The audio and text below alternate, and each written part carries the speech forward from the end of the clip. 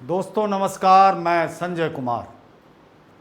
जैसा कि आप जान रहे हैं कि इग्नू के टर्म एंड एग्ज़ाम और असाइनमेंट में लिखने में आपको मदद करने के लिए स्ट्रेट फॉरवर्ड पब्लिशर के सौजन्य से स्ट्रेट फॉरवर्ड क्लासेस द्वारा तमाम व्यवस्था फ्री ऑफ कॉस्ट की गई है और आपसे आग्रह है कि आप अभी फ्री है, कभी भी इसमें पैसा लग सकता है, तो डाउनलोड कीजिए SF app Google play store में जाके और हमारे चैनल को सब्सक्राइब कीजिए और एक लाइक का बटन तो बनता ही है, बेल आइकन दबाइए। आज हम बात कर रहे हैं BPSC 143 भारत में राज्य की राजनीति, स्टेट पॉलिटिक्स इन इंडिया। इसके अंदर इग्नू के जो ब्लॉक्स हैं और यूनिट है, पहले देखें। पहला ब्लॉक है इंट्रोडक्टरी, परिचय का, जिसमें 2 इकाइयाँ हैं, 2 यूनिट है। यूनिट 1 भारत में राज्य की राजनीति का विकास, देन यूनिट 2 विश्लेषण के दृष्टिकोण। उसके बाद ब्लॉक 2 संघवाद, फेडरलिज्म। इकाई 3 संघराज, सेंटर स्टेट रिलेशन, विधायी, legislative relation, financial relation and administrative relation. 3 प्रकार के संबंध होते हैं। देन राज्य स्थानीय संबंध, state and local government, unit 4। Unit 5 राज्य स्वायत्ता, ऑटोनॉमी ऑफ स्टेट, इकाई 5। उप क्षेत्रीय स्वायत्ता और शासन, सब रीजनल ऑटोनॉमी एंड एडमिनिस्ट्रेशन। खंड 3 विकास और राज्यीय राजनीति, डेवलपमेंट एंड स्टेट पॉलिटिक्स। इसका इकाई 7 राज्य विकास मॉडल और इकाई 8 पलायन, माइग्रेशन, पॉपुलेशन का। और खंड 4 दलीय व्यवस्थाएं और चुनावी राजनीति, party system and electoral politics. राजदलीय व्यवस्थाएं, स्टेट पार्टी सिस्टम, चुनावी राजनीति, पॉलिटिक्स ऑफ इलेक्शन, लीडरशिप। उसके बाद खंड 5 है पहचान की राजनीति, इकाई 12 दलित, OBC और महिलाएं, भाषाई और निर्जातीय समूह, क्षेत्र और जनजाति, इकाई 15 नए सामाजिक समूह। तो ये तो सिलेबस है, यूनिट है। अब इस पे फिलहाल धीरे धीरे हम लोग पूरे टॉपिक पे क्लास चलाएंगे, लेकिन अभी एग्ज़ाम है। अभी मोटो है कि एक दिन में, एक रात में पढ़ के आपको पास कराना है। क्योंकि आप सभी महामारी से निकले हैं, बहुत सारी कठिनाइयां हैं, उसको दूर करने के लिए स्ट्रेट फॉरवर्ड क्लासेस ने आपके लिए कुछ व्यवस्था की है। तो सारे क्वेश्चंस के आपको टेलीग्राम पे, हमारे SF क्लासेस ऐप पे ये गेस मिल जाएगा पूरा। हम उसमें से कुछ टॉपिक, चूँकि हमारी मर्यादा है, समय का अभाव है, तो हम लेके चल रहे हैं कि आज़ादी के बाद पहला क्वेश्चन, भारतीय राजनीति की दशा और दिशा क्या रही। मतलब after the independence what was the direction and status of Indian politics. तो जब आज़ादी मिली 1947 में, तो आज़ादी के साथ ही जिस दल का हक था, जिस दल ने संघर्ष करके आज़ादी दिलाई, वो भारतीय राष्ट्रीय कांग्रेस, उसी की सरकार बनी। पंडित जवाहरलाल नेहरू भारत के प्रधानमंत्री बने और उसके बाद सबके अंदर क्या था, एक जोश था, एक नए देश को कैसे हम उन्नत बनाएं, कैसे ये देश सैद्धांतिक रूप से विश्व में अपनी एक अलग पहचान रखे, किस ढंग का डेमोक्रेसी हो, किस ढंग का स्टेट का पॉलिटिक्स हो, क्या डेवलपमेंट का मॉडल हो। ये सारी चीज़ों पे हमारे पुरखों ने, अब वो हमारे पुरखे हैं, पूर्वजों हैं, बड़ा सटीक काम किया। क्योंकि आज जब उसकी वैलिडिटी देखते हैं, आज हम परखते हैं 75 साल बाद, सौभाग्य है कि हम लोग आज़ादी का 75वां प्लेटिनियम जुबली मना रहे हैं, तो देख रहे हैं कि हमारी चीज़ें मजबूत होती चली गई। हमारे साथ बहुत लोग आज़ाद हुए, लेकिन कहीं ना कहीं पॉलिटिकली, ठीक है, कुछ लोग फाइनेंशियली अच्छे हुए, आर्थिक मोर्चे पे अच्छे हुए, लेकिन राजनीतिक रूप से जितनी समझदारी से हम लोगों ने जो देश को 75 वर्षों तक चलाया है, एक समय पे चुनाव, सारी व्यवस्था, ये बहुत बड़ी उपलब्धि है कि इन लोगों की सोच अच्छी थी और इन्होंने जो पॉलिटिकल मॉडल या डेवलपमेंट का मॉडल रखा था वो बहुत ही अच्छा रहा। हालांकि इसमें 2-3 चीज़ें सदैव विवादास्पद रही है। नेहरू के समय से लेकर अभी तक राज्यपाल की भूमिका, पहला राष्ट्रपति शासन पंडित जवाहरलाल नेहरू ने ही केरल में लगाया था। आज हम देखते हैं कि राज्यपाल से पॉलिटिकल स्टेबिलिटी को डिस्टर्ब किया जाता है, राज्यपाल न्यूट्रल नहीं रहते हैं, दलगत राजनीति से ऊपर कहने को उठते हैं, लेकिन ऐसा होता नहीं है। आए दिन कुछ न कुछ घटनाएं राज्य में हो जाती है। तो सबसे अगर विवादास्पद पोस्ट कोई निकला तो राज्यपाल का निकला। हालांकि इसके लिए लोगों ने व्यवस्था की थी, जस्टिस सकारिया के अंदर एक कमीशन 80s में लाया गया था ताकि अध्ययन करे और राज्यपाल के रोल और राज्य की भूमिका, संघ की भूमिका, सब पर ठीक से सेपरेशन की बात तो बहुत अच्छी है हमारे संविधान में, लेकिन और व्यवहारिक किया जाए, राष्ट्रपति शासन, इन सब चीज़ों को, लेकिन व्यवहार में नहीं हो पा रहा है और हम उसका खामियाजा भुगत रहे हैं। उसका नेक्स्ट कि जब हम देखते हैं कि धीरे धीरे चीज़ें बदलती चली जाती है, दूसरी राजनीतिक दल आज़ादी के साथ या कुछ आज़ादी से पहले जिसकी स्थापना हो गई थी, प्रेशर ग्रुप के रूप में, आज़ादी के बाद वो दल के रूप में अस्तित्व में आए, जैसे सोशलिस्ट पार्टी, जनसंघ जिसका आज बीजेपी है वारिस, ये सारे दल धीरे धीरे मजबूत होते गए। स्वयं वामपंथ जिसकी स्थापना आज़ादी से बहुत पहले हो गई थी, लगभग 1920 के बीच ही, तो वो उसकी अच्छी पकड़ बनी, दक्षिण में केरल में उसकी अच्छी पकड़ बनी, आंध्र प्रदेश में अच्छी पकड़ बनी, पश्चिम बंगाल, त्रिपुरा, बिहार, पंजाब, यहाँ पे दक्षिण आंदोलन को बहुत जन समर्थन मिला। और चूँकि आज़ादी के बाद बहुत सारे ऐसे मसले थे जो मसला इनके लिए बड़ा उर्वर सिद्ध हुआ, जैसे लैंड रिफॉर्म हुआ, प्रॉपर नहीं हुआ, सब जगह नहीं हुआ, भूमि सुधार, और उसका परिणाम हुआ कि इस ढंग की आवाज़ उठने लगी। फिर दलित के अंदर एक जागरूकता आई आज़ादी के बाद, वो अपने हक को लेकर बहुत सक्रिय हो गए। दलितों की ओर से भी पार्टी उठी, जिसमें दलित पैंथर पार्टी को हम देखते हैं।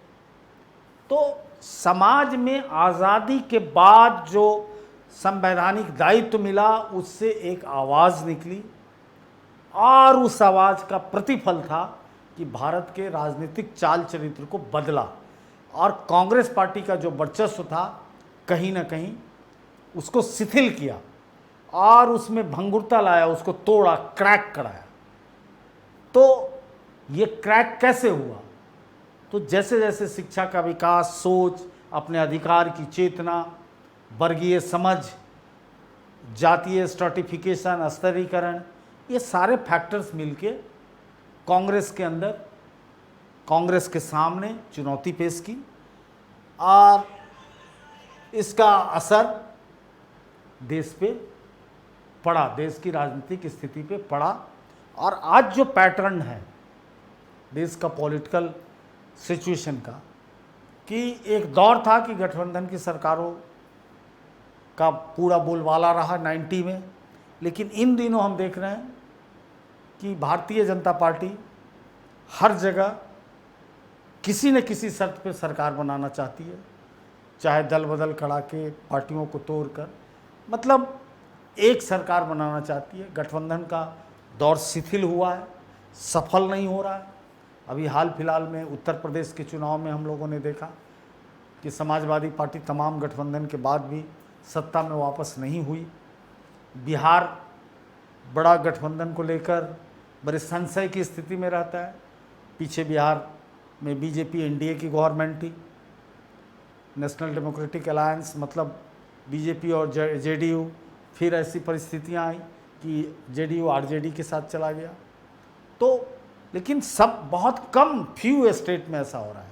अभी क्या है, क्लियर कट मेजोरिटी में या तो बीजेपी है या कांग्रेस है। कुछ स्टेट में जैसे केरल में है तो वामपंथी लेफ्ट अलायंस की सरकार है, तो वो लंबे समय से अलायंस में वो लोग चल रहे हैं। कहने को है तो सबका मार्गदर्शन कार्ल मार्क्स की थ्योरी से ही होता है, लेकिन कोई उसमें बहुत एग्रेसिव है। फिर चाइना चैप्टर को लेकर मार्क्सवादियों में विवाद हुआ। जो चाइना के चाहने वाले थे वो सीपीएम में आ गए, जो रसियन सपोर्टेड थे सीपीआई हुए। उसके बाद इसमें फिर नक्सल मूवमेंट जुड़ गया जो बहुत हिंसक हो गया। लेकिन चुनाव सब मिलजुल के लड़ते हैं। तो वाम की एक सरकार वहाँ हमको दिखती है। त्रिपुरा उसका गढ़ था, ख़त्म हो गया। पश्चिम बंगाल ख़त्म हो गया। पश्चिम बंगाल में तृणमूल कांग्रेस की सत्ता है। तो कहीं ना कहीं गठबंधन की राजनीति शिथिल पड़ी है। वैसे बिहार झारखंड में गठबंधन की सरकार है, लेकिन मास ऑफ द राज्यों में जैसे देखते हैं कि गुजरात एकदम एक छत्र बीजेपी का राज है, Uttar Pradesh BJP, Himachal BJP, Uttarakhand BJP, तो मध्य प्रदेश बीजेपी, राजस्थान कांग्रेस, छत्तीसगढ़ कांग्रेस। तो गठबंधन शिथिल हुआ है और साथ साथ कांग्रेस पार्टी भी शिथिल हुई है। कांग्रेस पार्टी जो पूरे भारत का नेतृत्व कर रही थी, सिकुड़ती और सिमटती जा रही है। भारतीय जनता पार्टी में उत्तरोत्तर वृद्धि देखी जा रही है, वोट परसेंटेज उसका बढ़ रहा है। तो इस ढंग का चाल चरित्र आज हमको देखने को मिल रहा है। फिर आप जब देखेंगे तो जब इसको पढ़ेंगे तो और आपका क्लियर हो जाएगा। वैसे सेलिक हैरिसन बहुत बड़े पॉलिटिकल साइंटिस्ट हैं। 1950 के दशक को सबसे खतरनाक दशक कहा था। राज्य की राजनीति के प्रबल स्वरूप को कांग्रेस के भीतर से भी चुनौती दी गई थी। कांग्रेस के भीतर भी गुट बने थे और वो गुट एक प्रेशर ग्रुप का काम किया था। लेकिन कांग्रेस नेहरू तक बहुत मजबूत रही। नेहरू के निधन के बाद कांग्रेस में बहुत सारे चेंजेज आए, जो अगले क्वेश्चन में हम बात करेंगे। तो इस ढंग से हम देखते हैं कि धीरे धीरे पॉलिटिक्स का समाजशास्त्रीय अध्ययन का स्वरूप विस्तृत हुआ। बहुत सारी जातियां जो मेन स्ट्रीम पॉलिटिक्स में एक्टिव नहीं थी, आज़ादी, स्वतंत्रता, समान संविधान मिलने के बाद शिथिल क्या हुआ, ब्राह्मणिकल ऑर्डर हुआ, ब्राह्मणवाद हुआ।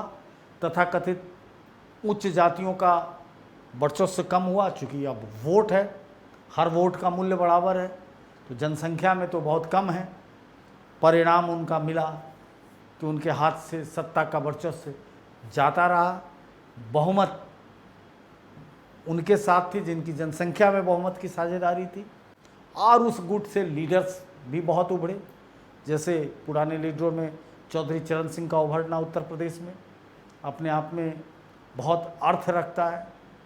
और दलित आंदोलन का उभरना, जिसका उत्तर प्रदेश, महाराष्ट्र, मध्य प्रदेश, पंजाब में अच्छा हस्तक्षेप रहा।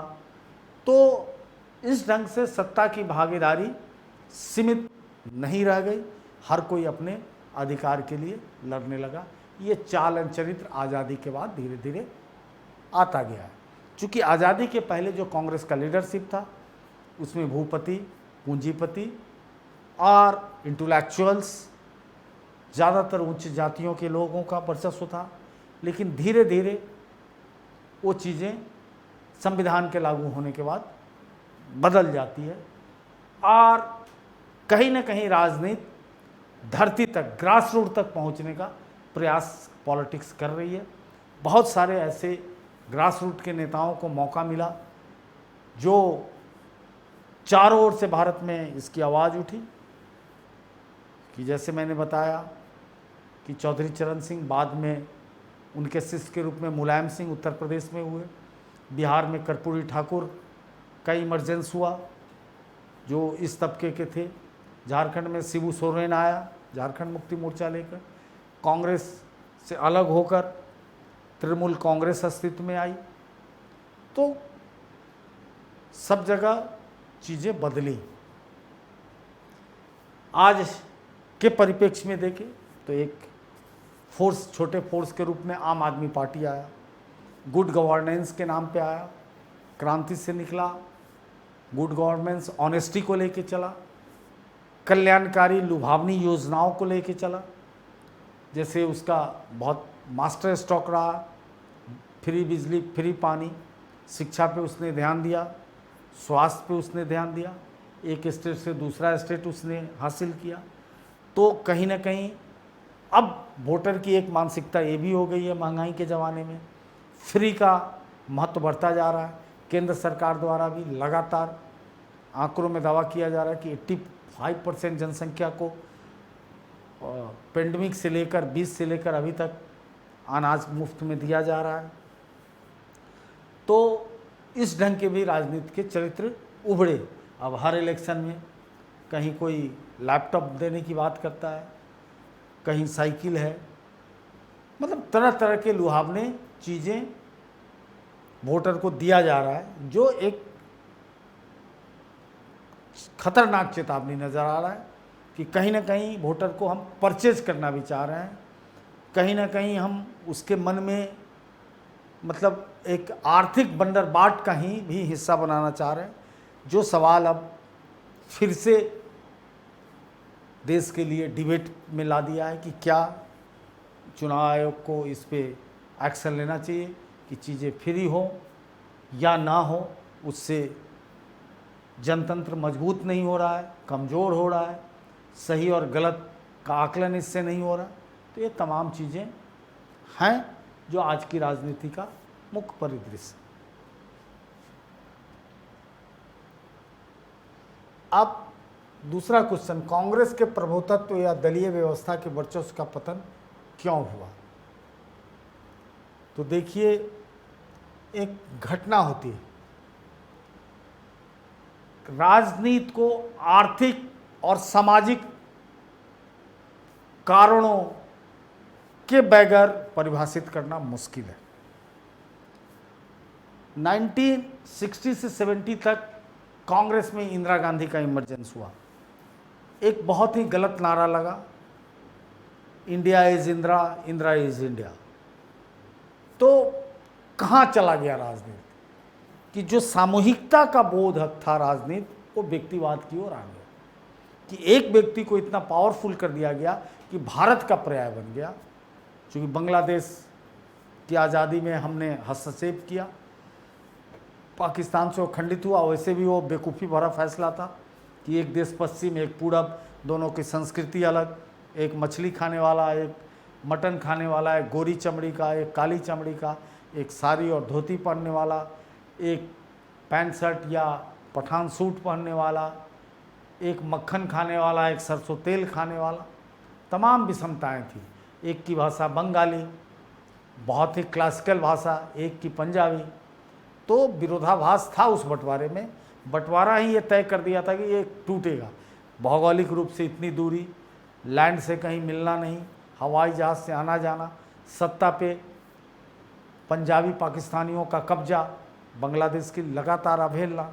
तो इन सारी परिस्थितियों में विद्रोह हुआ और 71 में बांग्लादेश अलग हुआ। उसमें इंदिरा गांधी की महती भूमिका थी। बड़ा नापाक रूप से पाकिस्तान हारा, बड़ी शर्मनाक हार हुई। और उसके बाद Indira is India, India is Indira, मतलब पोर्ट्रेट के आसपास, किसी खास तस्वीर के आसपास राजनीति सिमट गई। जो आज भी मुझे दिखता है कि राजनीतिक दलों में एक ऐसे नेता हीरो के रूप में, जैसे इन दिनों जो सबसे रिसेंट उड़ा है आम आदमी पार्टी, लगातार 10 वर्षों से वो पार्टी अस्तित्व में है और उसका एक ही कन्वेनर है, वो चीफ मिनिस्टर भी है। तो लाख आइडियोलॉजिकली कहने के बाद ये चीज़ें व्यक्तिवाद को तो दिखा ही रहा है। चाहे हम आंध्रा में देखें चंद्रशेखर राव, या बगल में देखें हम जगनमोहन रेड्डी, फिर डीएमके में स्टालिन, एआईएडीएमके में भी था, जयललिता के मरने के बाद चीज़ें खंडित हुई। तो एक व्यक्ति वंशवाद के रूप में राजनीति चला रहा है और पर्याय बन जा रहा है वहाँ के रूप में। बिहार में लालू प्रसाद यादव की फैमिली, तेजस्वी यादव, तो क्या है कि वो अब 28 साल का वो लड़का, उसे कहना पड़ रहा है कि भाई पैर मत छूइए, तो कहीं ना कहीं व्यक्ति के पास चला गया। मुलायम सिंह यादव का बेटा, उसके बाद शिबू सोरेन का बेटा झारखंड में, कहीं ना कहीं मायावती भी अपने भतीजे को प्रोजेक्ट कर रही है, ममता बनर्जी भी अपने भतीजे को कर रही है। तो ये सिंबलिज्म जो है वो भारतीय राजनीति के लिए बड़ा पीड़ादायक है। इस बात से ऑनेस्टली कोई इनकार नहीं कर सकता है। उसके बाद एक और घटना होती है। क्या घटना होती है? जिस घटना से बहुत चीज़ों को पॉलिटिकल साइंस और सोशियोलॉजी में डिफाइन किया जा सकता है।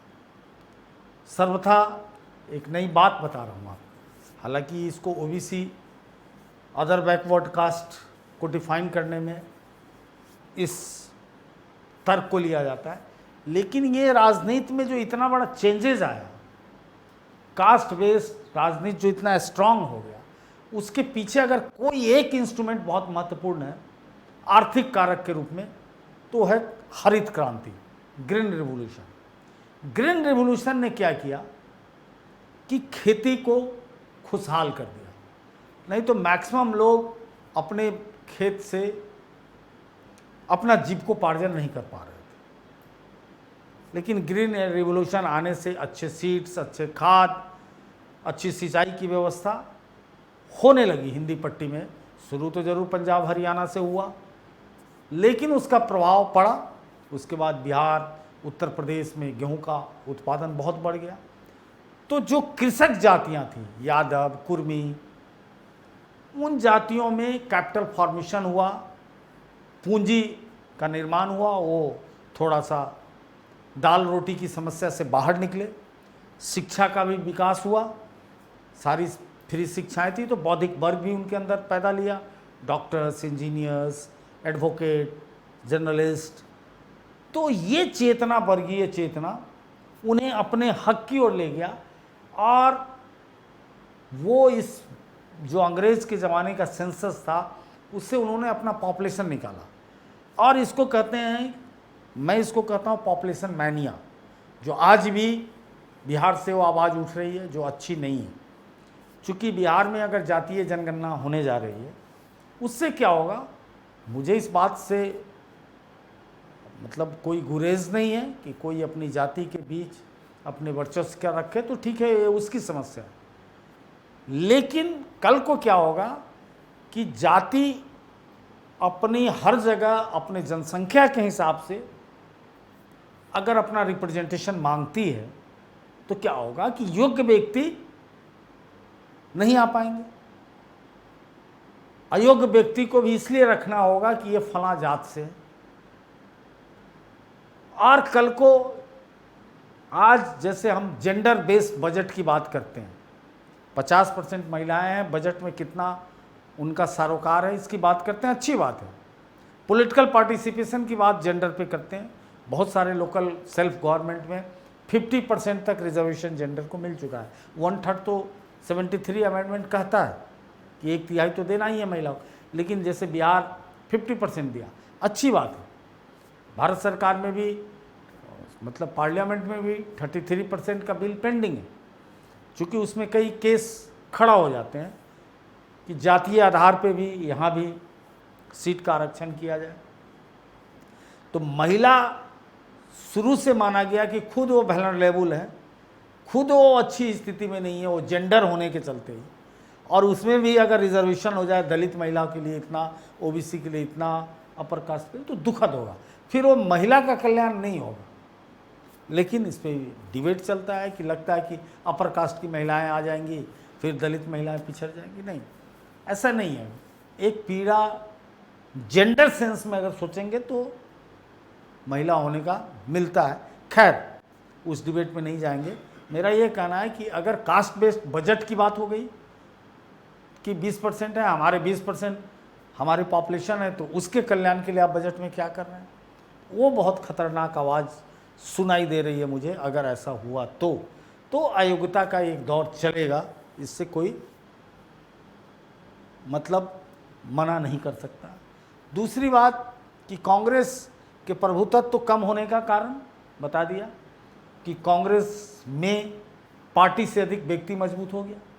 उस पार्टी का डिवीज़न हुआ 1969 में, अच्छा ना परफॉर्मेंस आते हुए, और संगठन कांग्रेस अलग हो गया मोरारजी जी देसाई के नेतृत्व में। इंदिरा कांग्रेस बना, कांग्रेस आई बना। आज हकीकत में जो इंडियन नेशनल कांग्रेस है वो कांग्रेस आई है। तो और फिर वो सत्ता में आई। फिर इधर ग्रीन रिवॉल्यूशन के बाद जो बहुत सारी कृषक जातियां थीं, उनके अंदर एक चेतना आई, दलितों में चेतना आई, तो सब अपने को असुरक्षित कांग्रेस में समझने लगे, सब अपने जातीय बेस पे चलाए। ऊपर से मंडल कमीशन की नियुक्ति हुई जब 77 में एक जनता पार्टी की सरकार बनी थी, तो मंडल कमीशन की नियुक्ति हुई। फिर उस कमीशन ने आरक्षण की बात कर दी ओबीसी के प्रति। फिर वो आरक्षण एक बहुत बड़ा मुद्दा हो गया। फिर धर्म और जाति का बहुत लंबा द्वंद्व चला, जिसको मंडल कमंडल कहते हैं, और उस द्वंद्व में बाजी मार गया कमंडल, मंडल पीछे छूट गया। चूँकि उनका प्रयोग फिर असफल हो गया कि जात के आधार पे उन्होंने किया, लेकिन वर्चस्व यादवों के हाथ में चला गया और यादव का ज़्यादा कल्याण हुआ और जातियों का नहीं हुआ। वो ठगे से महसूस करने लगे। एक नए किस्म का यादवी ब्राह्मणवाद डेवलप हो गया, उसका खामियाजा फिर भुगतना पड़ा।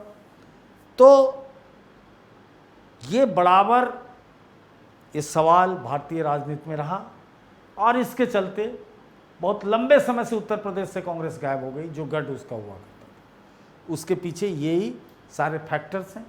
अब जैसे पंजाब हरियाणा में जाट का अभ्युदय बिल्कुल ग्रीन रिवॉल्यूशन के चलते हुआ, उसमें चेतना आई। बिहार में यादव कुर्मी, कर्नाटक में भोकालिंगा और लिंगायत समुदाय किसान थे। आज भी लिंगायत की बहुत चलती है, लिंगायत ही चीफ मिनिस्टर है वहाँ।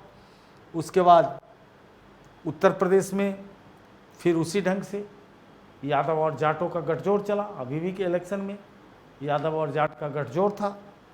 तो हरियाणा, सब जगह इसका प्रभाव पड़ा, और धीरे धीरे धीरे धीरे कांग्रेस को डेंट मिलता चला गया, कांग्रेस सिकुड़ती चली गई।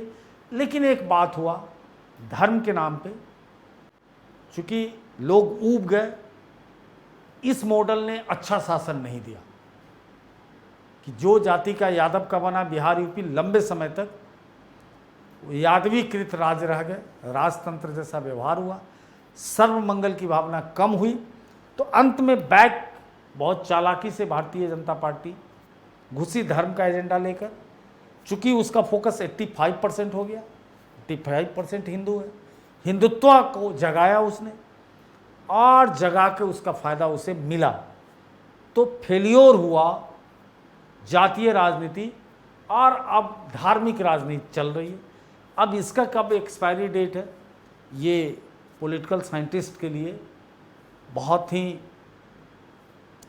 मतलब मुश्किल सा काम है कि कोई इसकी भविष्यवाणी नहीं कर पा रहे हैं, क्योंकि जब जब जहाँ जहाँ कर रहे हैं वो फेल हो जा रहे हैं। तो अभी लगता है कि इस करंट में अभी जान है, अभी इसका लंबा खेल चलेगा, क्योंकि धीरे धीरे विकल्प कमज़ोर हो गया। विकल्प कमज़ोर हो गया और शासन तंत्र इतना चुस्त दुरुस्त है कि मीडिया से लेकर हर जगह उसने एक ऐसी जनमानस क्रिएट कर दी कि वो जनमानस तार्किक है नहीं, तार्किक नहीं है वो जनमानस, तो सही निष्कर्ष पे वो नहीं पहुंच पा रहा है, या हो सकता है कि उसकी तर्क की क्षमता हो, उसे यही बेहतर लगता हो। ये तो जनता जानती होगी। इस पे अगर मैं कुछ अलग से बोलूँगा तो ये पूर्वाग्रह होगा, मेरे विचार थोपे जाएंगे, जो एज ए शिक्षक, एज ए मेंटोर, मैं नहीं चाहता हूँ कि किसी को, हर कोई को स्वतंत्र सोचने का अधिकार है, स्वतंत्र देश का नागरिक है, खुद इस बोध को सोचे। और मैंने फैक्ट बता दिया कि क्या फैक्ट है, अब एनालिसिस करना आपका काम है, चीज़ों को अपने ढंग से निष्कर्ष तक आप पहुँचाइए। भारत में भूमंडलीकरण और राज्य के बीच किस प्रकार का संबंध है? तो भारत एक ऐसा देश है जहां रीजनल डिस्पेरिटीज बहुत है, यानी क्षेत्रीय विषमता है, कि कहीं बहुत विकास है, कहीं कुछ विकास ही नहीं। तो क्या कारण रहा क्षेत्रीय विषमता का? तो ये हिस्ट्री से हम ढोते आए, क्योंकि राज्य का जो पुनर्गठन हुआ, भाषा के आधार पे आंदोलन चला। आंध्र प्रदेश में राजू जी ने आत्महत्या की, पहले आंध्रा तेलुगु प्रदेश बना, उसके बाद एक कमीशन बना के फजल हसन और भाषा के आधार पे कर दिया गया। उसके बाद क्या हुआ कि लोकेशन थ्योरी के हिसाब से इंडस्ट्री लगी, पंडित नेहरू ने हर जगह इंडस्ट्री लगाया, प्लस बांध बने, बड़ा बड़ा डैम बना। तो उससे क्या हुआ कि जब लंबे समय पे देखा गया कि रीजनल डिस्पेरिटीज पैदा हो, अब जैसे बंगाल को विभाजित करके बिहार बना, लैंड लॉक स्टेट हो गया, उसे पैसेज दिया नहीं गया। बाद में झारखंड उससे अलग हो गया, बिहार के कोटे के सारे पैसे इंडस्ट्रियलाइजेशन के नाम पे फर्स्ट चीफ मिनिस्टर ने जो इंडस्ट्रियल कॉरिडोर नेहरू को बना के दिया, वो पूरा धनबाद से लेकर रांची तक वो पूरा झारखंड के अंदर चला गया, रिसोर्सेज वहाँ था, बिहार को उसका उचित मुआवजा नहीं मिला, तो झारखंड रिच स्टेट हो गया, सारे इंडस्ट्री वहीं है, हेवी इंडस्ट्रीज, सेकेंडरी सेक्टर में अच्छा कर रहा है, सारे माइंस वहाँ हैं। अब ये शुद्ध एग्रोलैंड हो गया, ऊपर से सारी नदियाँ नॉर्थ बिहार के लिए, वो सारी नदियाँ कुछ नेपाल के पॉलिटिक्स से, कुछ मौसम के मिजाज से बराबर बाढ़ बन जाता है, तो कंगाल हो गया, लैंडलॉक भी हो गया कि ट्रेड सिस्टम कुछ ट्रेडिंग करता, वो भी नहीं हुआ। तो यही कारण है कि वहाँ पे फॉरेन इन्वेस्टमेंट नहीं हुआ। हरियाणा पंजाब पे ग्रीन रिवोल्यूशन का प्रभाव पड़ा, और ऊपर से भाखड़ा नंगल जैसा डैम बना नेहरू ने, मॉडर्न ऐसे चीज़ों को नेहरू जी मॉडर्न टेम्पल बोला करते थे, तो मॉडर्न टेम्पल बना, और साथ ही उसका इतना विकास हो गया तो इंडस्ट्रियलाइजेशन तेजी से हुआ।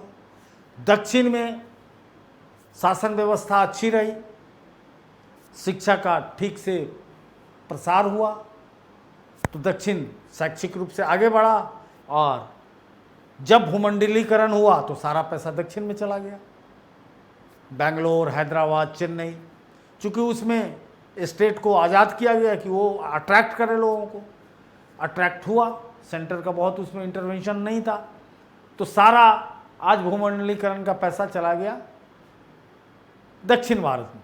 कहा भी जाता है कि दक्षिण भारत में के लोगों में उस रफ्तार से स्किल नहीं डेवलप हुआ, स्किल नॉर्थ में हुआ, और जॉब दक्षिण में चला गया।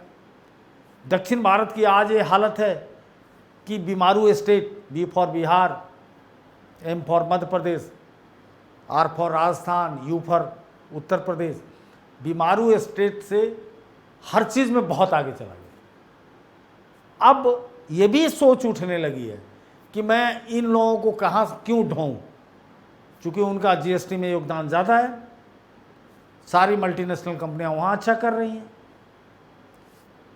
बिहार ने कुछ भी अट्रैक्ट नहीं कर सका, उड़ीसा भी बहुत कुछ नहीं कर सका, बंगाल बहुत कुछ नहीं कर सका, उत्तर प्रदेश बहुत कुछ नहीं कर सका, अब जाके थोड़ी स्थिति बन रही है उत्तर प्रदेश में। हरियाणा में पहले ही स्थिति बन गई, उसका गुरुग्राम बहुत अच्छा कर गया, दिल्ली से नज़दीक होने के चलते एयरपोर्ट की कनेक्टिविटी और छोटा स्टेट, तो गुरुग्राम अच्छा कर गया।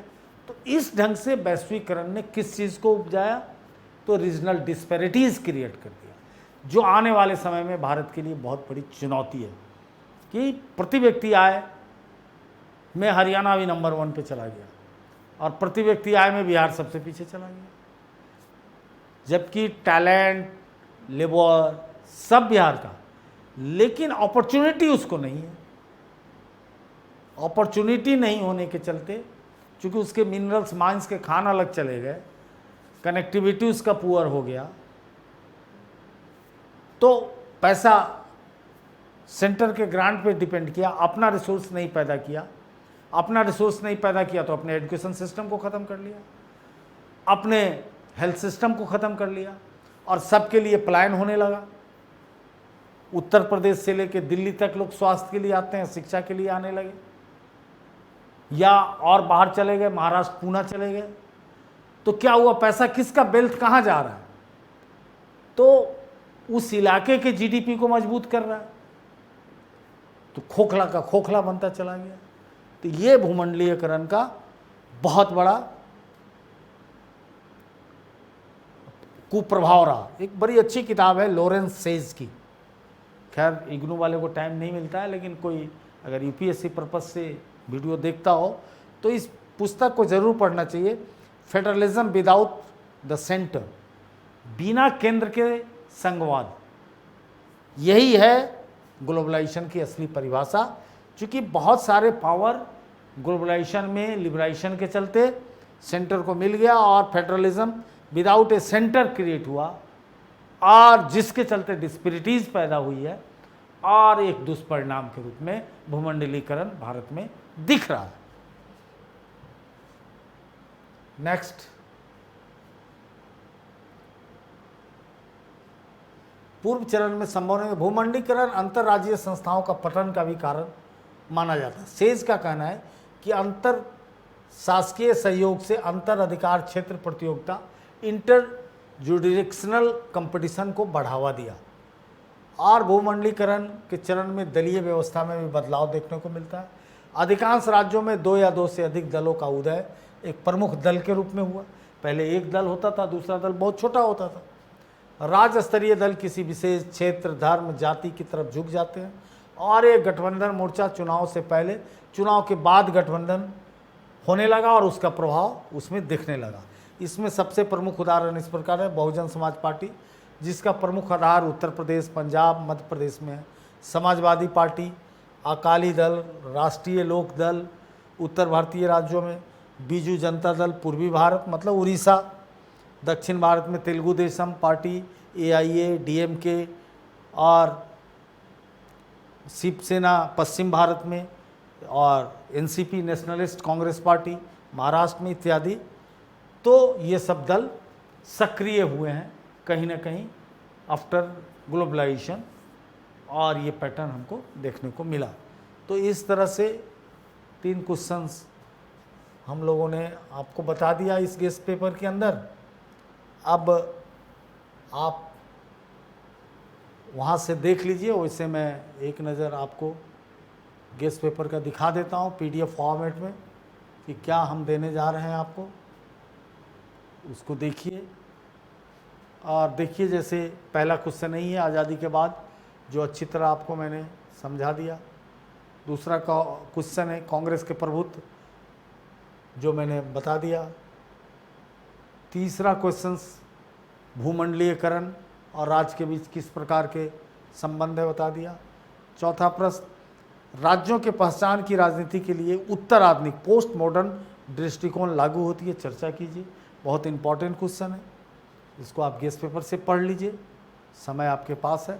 केंद्र और राज्यों के बीच विधायी शक्तियों का बंटवारा का संक्षिप्त विवरण, यानी यूनियन लिस्ट, कॉन्करेंट लिस्ट और स्टेट लिस्ट,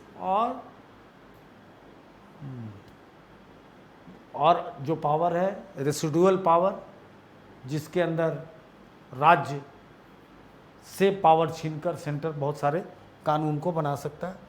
इस बड़ा इम्पोर्टेंट क्वेश्चन है, इसको भी देख दीजिए। उसके बाद आपके सामने आ गया जीएसटी परिषद क्या है, जिसका अध्यक्ष केंद्रीय वित्त मंत्री होता है और हर राज्य के वित्त मंत्री सदस्य होते हैं। और नया टैक्सेशन सिस्टम है, 101 संविधान संशोधन द्वारा यह लागू हुआ। लंबे समय से प्रक्रिया में था, लगभग 14-15 साल लग गए इस पे कॉन्सेंसस बनाते हुए और इसको लागू करते हुए। ये इसमें टैक्स जहाँ से चीज़ ओरिजिनेट करेगा, जहाँ से जैसे हम यहाँ कोई चीज़ बना रहे हैं तो यहीं पे टैक्स कट जाएगा। आधा राज्य का होगा, आधा केंद्र का होगा। और जहाँ क्षतिपूर्ति की बात होगी, केंद्र ने उसकी व्यवस्था रखा है कि करेंगे। तो पहले क्या होता था कि हर पॉइंट पे टैक्स लगता था, अब केवल ओरिजिनेट जहाँ किया वहाँ से टैक्स कट के पहुँचा, और जहाँ वो माल पहुँचा फिर वहाँ पे टैक्स लिया गया। सर्विस टैक्स का अधिकार केवल केंद्र के पास है। सारे इनडायरेक्ट टैक्स को मिला के एक टैक्स कर दिया गया, तो अलग अलग मद में टैक्स नहीं करते हैं। जीएसटी बहुत इम्पोर्टेंट है आपके लिए। उसके बाद नई सरकार, नीति आयोग, वित्त आयोग, जो सेंट्रल स्टेट में पैसों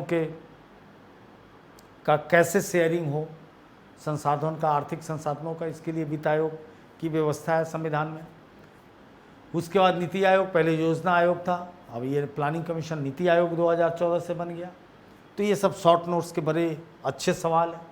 फिर 73 संविधान संशोधन जो नरसिंह राव के समय हुआ था प्रधानमंत्री, जिसमें ग्राम पंचायत को मजबूत किया गया। शुरू से गांधी चाहते थे पहला पंचायती राज की स्थापना नेहरू जी ने 1959 में 2 अक्टूबर को गांधी जयंती के दिन नागौर में राजस्थान से शुरू किए थे। फिर अमेंडमेंट होते होते कई कमेटी बैठी और फाइनली बलवंत राय मेहता, अशोक मेहता और पंचायती राज में गाँव को बहुत स्वायत्तता दी गई। और आज पंचायती राज एक समानांतर सरकार जैसी हो गई है। तो वो कैसे बनी, तो 73 अमेंडमेंट और उसके सारे रूल हैं, इसमें बहुत डिटेल से आपको पढ़ने का मौका मिलेगा। उसके बाद बहुलवादी समाज तथा स्वायत्तता के प्रश्न पर टिप्पणी लिखिए। बहुलवाद भारत की पहचान रही है, विविध संस्कृति, विविध जाति, विविध धर्म, ये सारा मिलके बहुलवाद के कॉन्सेप्ट को पैदा करता है। उसके बाद एक ओबीसी क्या है और महिलाओं की क्या दिशा है, दोनों क्वेश्चन एक साथ कर दिया गया कि अदर बैकवर्ड कास्ट यानी जजमानी व्यवस्था में जो सारी जातियां ब्राह्मणवादी जातियों की सेवा करती थी, बाद में डिकम्पोज होकर आज़ादी के बाद वो सारी जातियां आज़ाद होने लगी और आत्मनिर्भर हो गई। तो वही सारी जातियां अदर बैकवर्ड कास्ट कहलाई। दलित के लिए तो शुरू से ही अंबेडकर ने प्रोविज़न खड़ा किया था, उसके लिए मंडल कमीशन आया, वो भी रिजर्वेशन के दायरे में आए। चूँकि शैक्षणिक और सामाजिक रूप से जजमानी वाले से ये माना जाता था कि कुछ भी ये पढ़ के कर जाएं, लेकिन जजमानी वाले इनको रिकॉग्नाइज नहीं करते हैं, इनके साथ अच्छा व्यवहार नहीं करते हैं। इसलिए बराबर पर लाने के लिए अफर्मेटिव एक्शन के तहत उनको भी रिजर्वेशन दिया गया। पलायन क्या है, भारत में पलायन की बहुत बड़ी समस्या है। पलायन को समझने के लिए ये भी याद रखिएगा कि जनगणना उसको भी पलायन मानती है कि बेटी की शादी आपके इस गांव से उस गांव हो गया तो विलेज टू विलेज उसका माइग्रेशन हो गया, वो पलायन का आंकड़ा सबसे ऊपर होगा। लेकिन टेक्निकली वो पलायन नहीं है, वो सांस्कृतिक ट्रांसफॉर्मेशन है। लेकिन पलायन की डिफिनेशन में वो भी आ जाता है कि इतने बच्चे यहाँ जन्म लिए थे तो उसका नेटिव प्लेस वो था, एक्स था, अब वो आई जगह चला गया तो पलायन ही हुआ, यहाँ से वहाँ चला गया। चूँकि वहाँ के रिसोर्सेज पे वो प्रेशर बना तो वो नंबर 1 पे था। अब आर्थिक कारण से पलायन सबसे तेज़ी से नंबर 1 पे होता जा रहा है। और पलायन के आंकड़े में याद रखिएगा, जीके का क्वेश्चन है, महिला ज़्यादा करती हैं, चूँकि डबल हो गया, एक तो माइग्रेट शादी के चलते की और दूसरा आर्थिक कारण से भी महिला पति के साथ गई या अपना काम करने, तो उनका परसेंटेज बढ़ जाता है। खासकर पेंडेमिक के बाद हमने पलायन की स्थिति देखी, और बीमारू स्टेट तो बिल्कुल रोजगार देने में असफल हो रहा है, तो पलायन यहाँ बहुत बढ़ गया है। तो ये सारी चीज़ें पॉलिटिकल साइंस के इस बुक में, इस सिलेबस में कंसर्न की चीज़ें हैं, चिंता और समझ की चीज़ है। तो इसको पढ़िए, चैनल को सब्सक्राइब कीजिए, एक दूसरे को बताइए। जय हिंद।